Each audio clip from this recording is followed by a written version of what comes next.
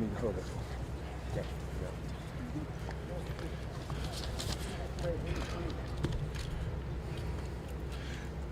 Good morning to all the members of the media.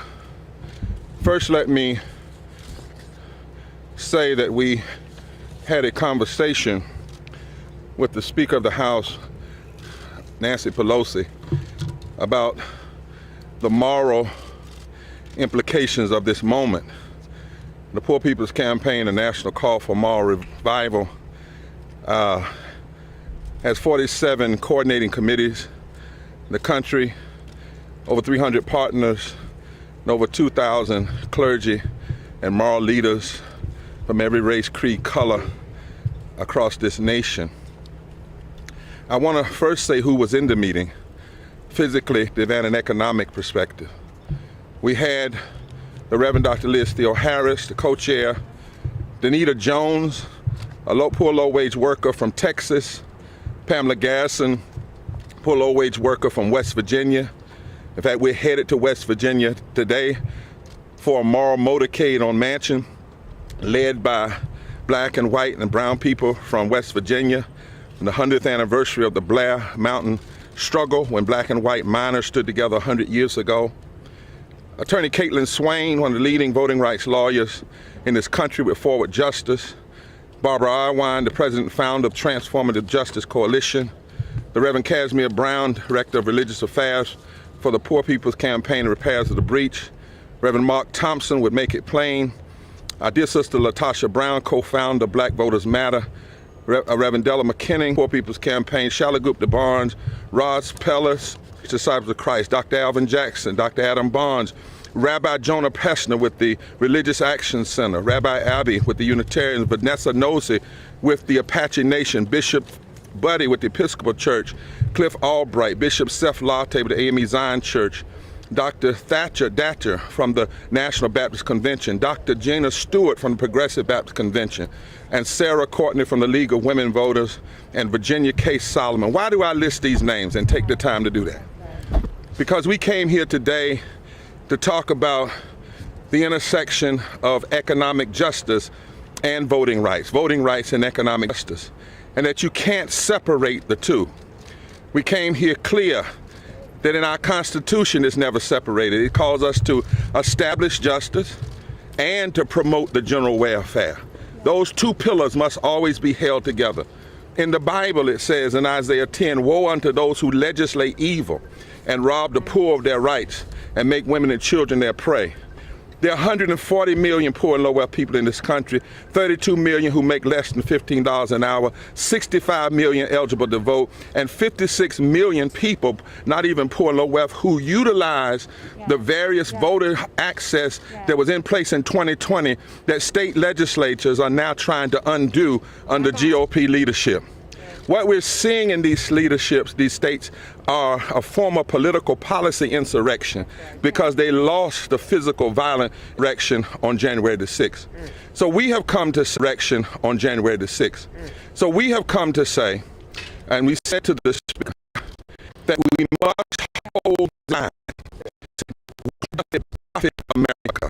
If you gain infrastructure and an economic bill, but you lose the infrastructure of the democracy, which is voting rights, which must be the Voting Rights Act restoration and the For the People's Act. What doth it profit America? If you build roads and bridges and you build infrastructure and technology, but people lose the infrastructure of their daily lives, which is living wages.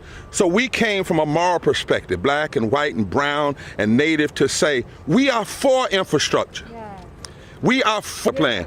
Yeah, we've even pushed more. We're all for that. But we are asking the House and this Speaker, who has been so clear on the issues, to hold the line. Yeah. Lose a filibuster to be a modern day form of interposition and nullification. Dr. King denounced that 58 years ago at the March on Washington, interposition and nullification. And we need to have all of this. So hold the line and say on the behalf of poor and low wealth people who will be hurt. These voting rights suppression bills are not just hurting black people. is hitting black people, it's hitting brown people, it's going to hit Asian people, it's going to hit Native people, it's going to hit disabled people, and they're going to hurt poor and low wealth people. Yes. And so we saw a historic passing of the Voting Rights Restoration Act, but it can't die in the House. No. We've got to have it pass in the Senate. But even with that bill, we still need for the people out of elections people not by the rules of corporation. We must still have the For the People's Act that protects the access to the ballot that 56 million Americans used in the last election. And we must have $15 in the union. And we know, lastly, that oftentimes in D.C., they tell us separate the issues. Problem is, when you're in the streets, when you're poor and low wealth, you can't separate the issues. You got to vote and you got to eat. You need to vote medicine. You need to be able to vote and afford a house. And in this country, there's not a county where a person working a minimum wage job can afford a basic 2-bedroom apartment. In the 21st century. And as economist Sachs says, none of this is because of the immorality of the people. It's because of the House has a historic opportunity to say, we said this from the ground up. The work of the Senate. And the Senate has to work, but you can't get, we said, please, Madam Speaker, please, members of the House, please, Black Caucus, please, Progressive, you can't get all the economic infrastructure and then leave the infrastructure of our democracy in peril, which is voting, and the infrastructure of our daily lives, which is living wages and social and economic uplift. That is why we came in all of our diversity to be here today, and that is why, Madam Speaker, we are so thankful to you. Continue to fight. What doth it profit America if it gains infrastructure and gains a bill but loses its soul, the soul of the democracy, the soul of people's economic livelihood? And Madam Speaker, we've heard you say it 1,000 times. We have democracy if we can hold it. Hold the line, Madam Speaker. Let me welcome our Speaker, Nancy Pelosi, to the mic. Thank you very much, Reverend Barber, and thank you to all of the folks that you acknowledged who were present in person and by Zoom earlier today. I welcome the comments that you have made about policy and the connection between voting rights and policy progress for the people. I do not get involved in rules in terms of the Senate and the rest, but I do hope that we can make sure that we have success in saving our democracy, which I do believe is at risk in terms of the legislation in our country now, 12 enacted into law, 20 bills enacted into law, hundreds more introduced to undermine our democracy. Dr. King talked about nullification all those years ago, and now this legislation they're putting forth, or action example in Georgia, to nullify the results of the election. This is, it's so, again, undermining of our democracy. You wonder how they think they can get away with it. Well, we cannot let them get away with it. Let me just say my why. I came to Congress for the children. My husband and I have 5 children, and it just was intolerable to me to, as I raised our children and seeing the needs that kids have, that 1 in 5 children in America lives in poverty and goes to sleep hungry at night. So the Poor People's Campaign is a campaign about the children. So that's one of our connections. I also came here and took an oath to protect and defend the Constitution, and every single day we make a pledge to the flag for liberty for all. That's right. Justice is the overriding word here. And the connection between H.R. 1S1 and H.R. 4 and policy is a very direct one, as Reverend Barber said, but also as Dr. King professed and acted upon. I do believe that one of the most significant ways we can improve the quality of the air our children breathe, the safety of the water they drink, the safety of their neighborhoods by stopping gun violence, the list goes on, is accelerated by stopping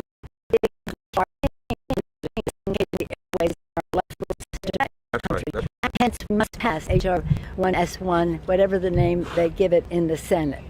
So I thank the Poor People's Campaign because, as many of you have heard me say again and again, President Lincoln said public sentiment is everything. Yes. With it you can accomplish almost everything, without it practically nothing. But for the sentiment to prevail, people have to know. That's right. And so I thank the campaign for making sure people know, that what the choices are we have here now are about the children. That's right. The children of America and their families have never had as much leverage in the legislative process as they have now. Thank you, President Biden, for putting forth a budget that gives the leverage, not to the rich, we must keep that leverage. We must faith with the people who sent us here. In our appeal to the public for the people, we said we would lower the cost of health care costs by lowering the cost of prescription drugs. We would have lower health care, bigger paychecks by building the infrastructure in a green way. And third, that we would have cleaner government, which is essential to the two above. Yesterday in the House, when we passed the resolution that moved the president's budget forward, I addressed all of those three things. Lower costs, lower taxes, bigger paychecks, building the infrastructure in a green way to make it safer for the children. And again, when we passed later in the day the John R. Lewis Voting Rights Advancement Act, own oath of office. So we proudly stand before the Capitol of the United States, committed to our oath of office to protect and defend the Constitution and the people of the United States, respectful of our pledge that we make each day of liberty and justice for all. And we have a moment, a transformative moment, thanks to President Biden, a transformative moment to do something so big for the children, for the women, to build back better for the families of America. It's a pretty exciting time, and the next few weeks we'll focus on how we get the reconciliation bill in sync with the Senate, respectful of the approach they have to take, so that we can, again, just in a timely fashion for the people, build back better. My privilege to yield floor to Dr. Liz Theoharis. She is a remarkable leader, the Reverend. She's a Reverend. And every time she speaks, we're inspired. She gives us hope. She has knowledge and judgment, and she has been a force for mobilizing the outside. Whatever we can do internally with maneuvering and persuasion is greatly enhanced by the outside mobilization. Thank you, Poor People's Campaign, for your leadership in that regard. I welcome. Now, were you going to introduce her or am I introducing? I'll yield the floor. I yield the floor to Liz. I did want to say, Madam Speaker, that as Liz comes, we will have two poor, low wealth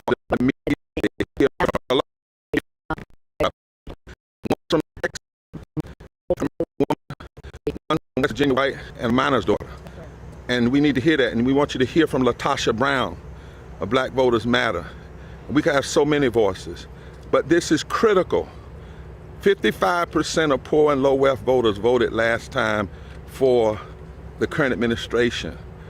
There are 65 million poor and low wealth voters in this country, 1/3 almost of the electorate. We can no longer ignore that block. So whatever we talk about has to be talked about in terms of race and class and morality, not just a limited conversation. What we see happening in this country is not just Jim Crow, it's James Crow Esquire. It's an attack on the fundamentals of this democracy across the board. And that's what we want to make sure. And then lastly, we wanted to say, Madam Speaker, our great prayer, one of our prayers, and we said this to the Speaker, she said she can't determine the executive branch does right now, to hold the line. And we pray, Mr. President, because much of what we've seen in these bills, the Poor People's Campaign has pushed for that and more. But we pray that the president will also sit down with a group of diverse moral leaders, like the speaker did this morning, and impacted people. We pray that the president will go to Texas and go to Arizona and go to West Virginia and then call up the speaker and say, can I come to the well of the Congress? This is your FDR moment, your LBJ moment, and lay out for America these three infrastructures. That it's not about the Democratic Party surviving, the Republican Party surviving, but about America surviving.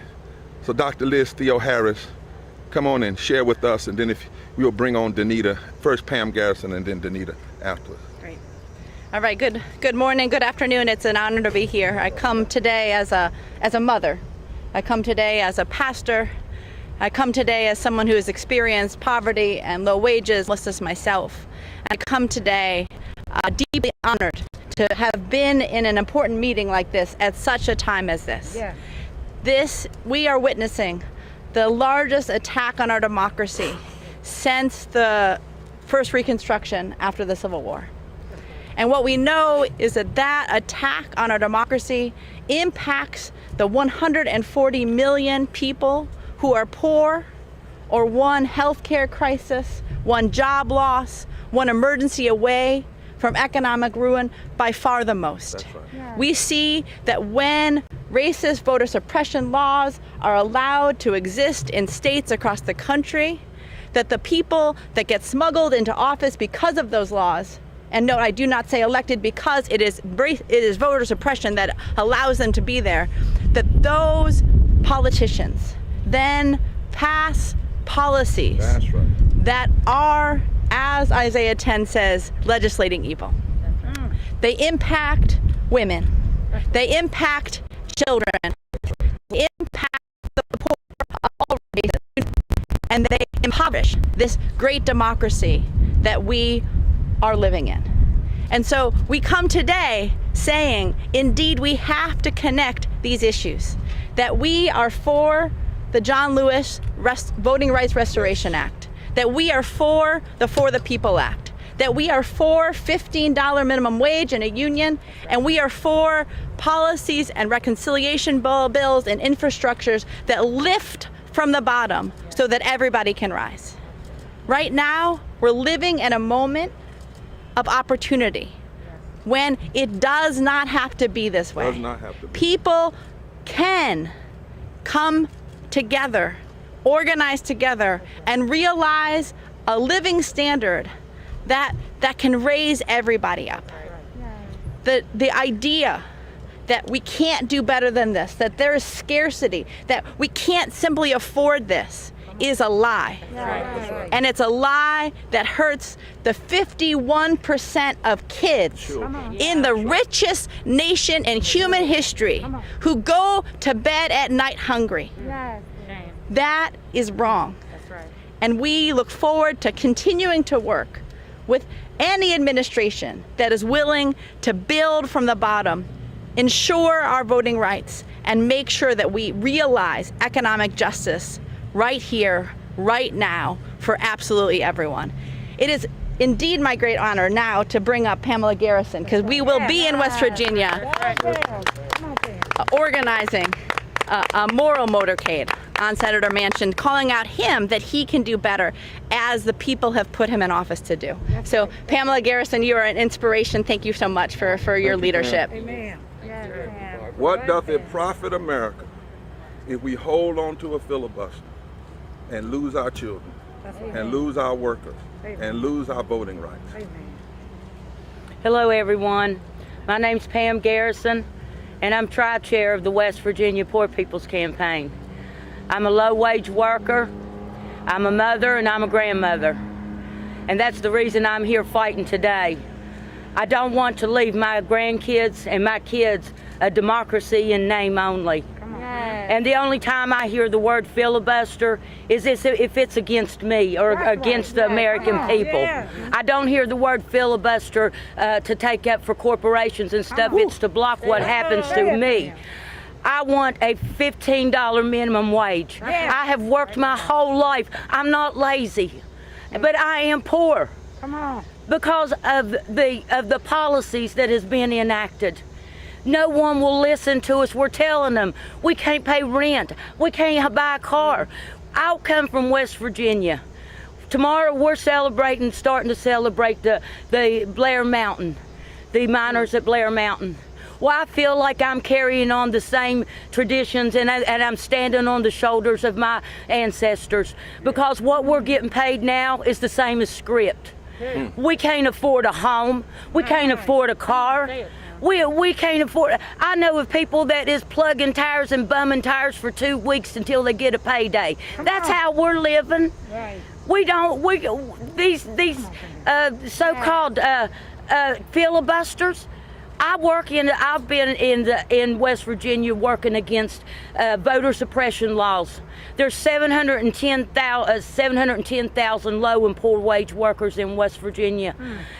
We are 95% white. I have been fighting 15, 20 voter suppression laws. This is not about race. This is a strategy to control us and to keep us poor and beat down. And so thank you, Miss Pelosi, for listening to me, because my representatives aren't. That's the reason I'm in the streets, trying to get them to listen. We're hurting. We're scared. We're scared. We seen January the 6th, and I'm scared to death of the political insurrection I'm seeing in the states and in my halls of Congress. You know, we got to have federal help. This by the states ain't cutting it, people. They're just getting worse. We need federal help. That's right. So thank you. People, join us tomorrow for our Moral March on Mansion. Join us. Okay. Thank you. Thank you. Right. Thank you. Thank you, Danita. Jones. Yes. Beautiful. Come on. Thank you, Speaker Pelosi, for taking the time to hear me, taking the time to hear us. And to the media, I want you to take your time to truly hear me. I'm from Texas, and our elected officials fled Texas to stop a voter suppressive bill that's so suppressive. Me, not even being disabled, will have to choose whether I want to pick my child up from daycare to avoid a penalty or to vote. They're trying to take away our drive-through voting because it's done so well. Yes. Because it removed a lot of the snakes that are in the grass. There you go. I'm here today because you all need to truly hear us. Yes. This is not for show. My life, my children's lives, and those that are Texas residents are at stake. We have elected officials that are fighting to suppress my vote, but are doing nothing for those of us who lost loved ones in our snowstorm. My God. My God. We have those who are trying to prevent us from having $15 a minimum wage, but are encouraging us to pay the energy companies that didn't provide energy Jesus. during the snowstorm. Yes, sir. That's it. These are what the people of Texas are wanting. We don't want special session after special session to take our rights to vote. That's right. We want a special session to expand health care. That's right. We want a special session to increase the minimum wage. That's right. We want a special session to penalize the energy companies that left us out to die. Yes. But we don't get that special session because those energy companies donated to the GOP. Wow. We don't get that. Understand, Texas PPC, the PPC, we elected individuals to represent us, we, the people. I don't see this here. I applaud the Democrats that ran and fled their homes and their families to fight for my right to keep my right to vote and everyone else that's affected. That's right. But it can't stop there. Can't stop. They came here because we need federal help. That's right. That's right. That's right. Because we can't do it on the state level. That's right. They won't do it. You won't even address it. We have a governor that receives the most absolute best care after his COVID diagnosis. But I can guarantee you I won't. I can guarantee you that. We're struggling. We're tired. They want you to think that it's just the black people complaining. That's right. It is not. It's not. Because there was races of all of us for 3 days marching from Georgetown, Texas to Austin. Wow. And I can tell you as one of them, I didn't march to sit on my ass. That's right. I marched because you need to hear what's happening in the States. That's right. That's right. Not what they're telling you. Not what they're telling you. You need to hear from the people what is going on. Yeah. We can control the narrative. And we need you to do that. Do your job. Hold the line. Hold the line. Hold the line. In the house, hold the line. We're going to have LaTosha Brown, our dear fighting sister, and then Attorney Caitlin Swain is going to come, and Barbara's going to stand beside her. They're going to talk about, from a legal perspective, why we have to have all of this and not some of this. You know, we talk about we want to hear the people speak, and we do, but the people did speak. In 2020, what we had is we sent a message loud and clear that we wanted an agenda that centered people. And as a result, people came out in record numbers. And as a result of that, what we're seeing is a backlash of we're being punished because people actually participated within this democracy. And so we actually have to deal with this. We want to commend Speaker Pelosi of your leadership, of your vision, of hearing the people loud and clear. We want you to use the power the people gave you.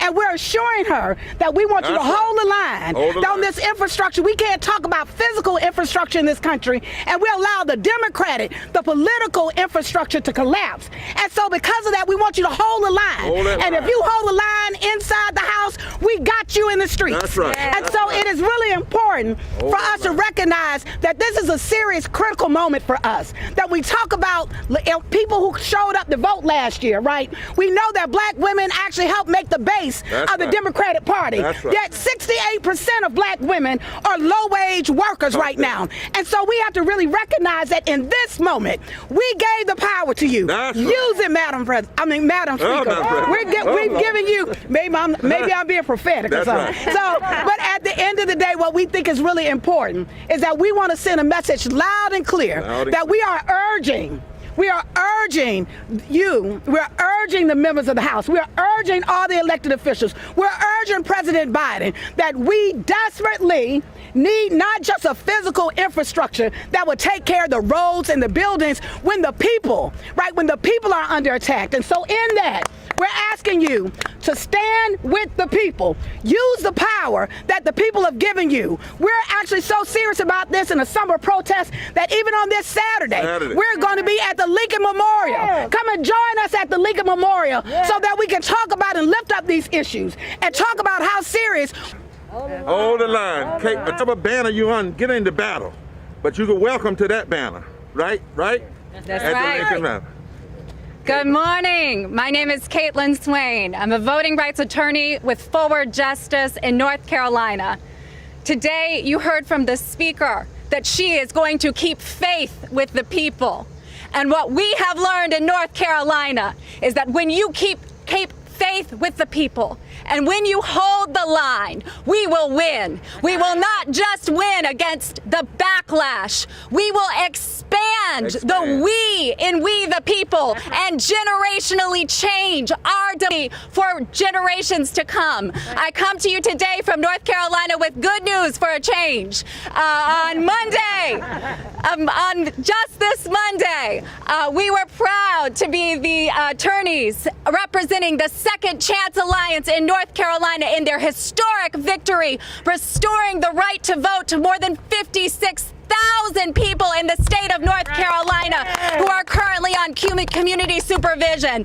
That is a change that we know will change the South. It will change North Carolina, which will change the South, which will change the nation. But we need federal standards. We know that we can't do it state by state. We've been fighting each state. We've been filing litigation in every state that we can. But we cannot fight against what is coming at us without federal intervention. Last night, the John Lewis Voting Rights Advancement Act, Restoration Act, was passed in this House, and it was a beautiful celebration. But we cannot get complacent. We know that it is only real once it is fully passed and becomes a law, and we know that it is not enough to only have the John Lewis Voting Rights Advancement Act. We need the For the People Act, and we need every provision of it in its original form. We need the democracy restoration provisions. We need every component of the same-day registration, automatic voter registration.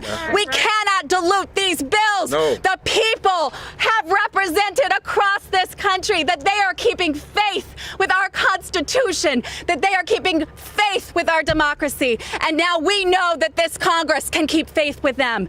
Thank you very much. Thank you. Members of the media, you've heard it clear from all of these moral leaders, the Poor People's Campaign, from Black Voters Matter, Transforming, all of these. Here's the agenda. Hold the line and hold it together. End the filibuster. It cannot be used as a modern day interposition and nullification. That's right. Pass the For the People's Act fully that John Lewis wrote now. Pass the Voting Rights Act restoration that is written in his name now. Pass $15 a living wage and lift those 32 million Americans who make less than living wage, who saved us during the pandemic. Yes. They went to work, they got infected, they got sick, they died. Yes. Some of them died. Yes. And we call them essential. Treat them like it. That's right. And raise that living wage. Raise it. Raise it. And then pass infrastructure that reaches to poor and low wealth community. Pass the Build Back Better plan